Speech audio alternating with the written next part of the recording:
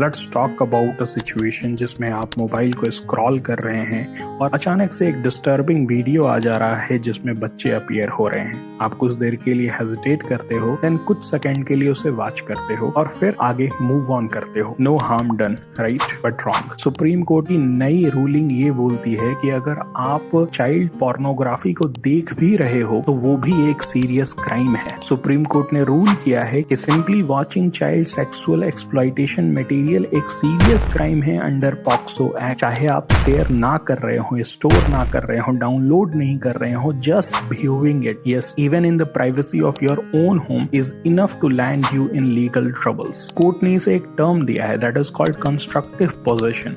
इसका मतलब ये है कि अगर आप कंट्रोल करते हो कि आप क्या व्यू कर रहे हो, then without saving it legally उसे पोजेशन ऑफ द मटेरियल के अंडर रखा जाएगा।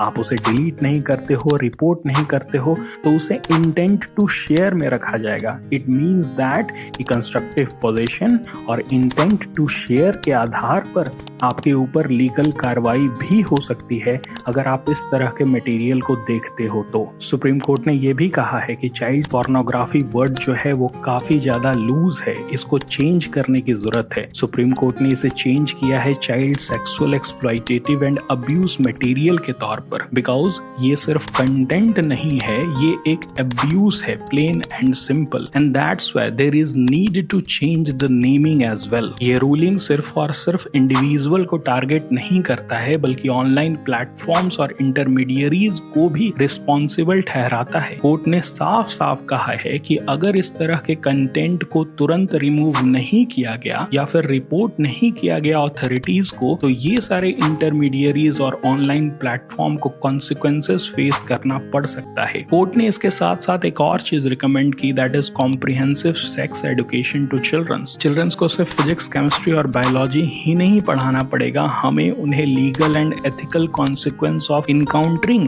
And sharing harmful material online के बारे में भी उन्हें समझाना होगा। बिकॉज ऑफ डिजिटल बूम जो हमारा कंट्री विटनेस कर रहा है, इसमें स्कूल की भूमिका होगी कि वो उन्हें legal and ethical consequence of sharing या फिर वॉचिंग ऑफ दीज मटेरियल समझा सके। सो सुप्रीम कोर्ट का मैसेज बहुत क्लियर है, सिंपल है। अगर आप ऐसे कुछ चीज देखते हैं तो उसे इग्नोर मत करिए, चाहे तो डिलीट करिए, रिपोर्ट करिए, उसे व्यू मत करिए, प्रोटेक्ट करिए अपने चिल्ड्रंस को और सोसाइटी को, नहीं तो serious legal trouble is waiting for you. That's it for this video, thank you.